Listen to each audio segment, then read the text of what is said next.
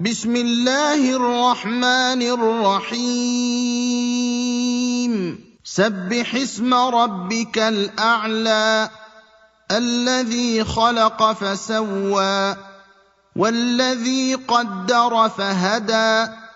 والذي أخرج المرعى فجعله غثاء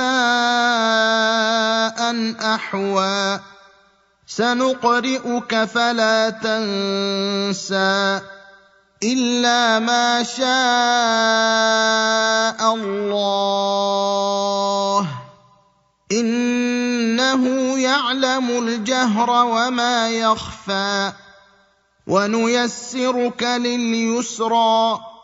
فذكر إن نفعت الذكرى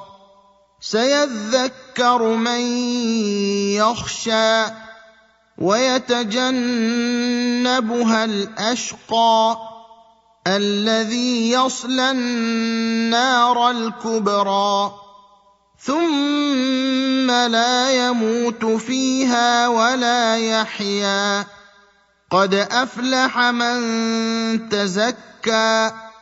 وذكر اسم ربه فصلى بل تؤثرون الحياة الدنيا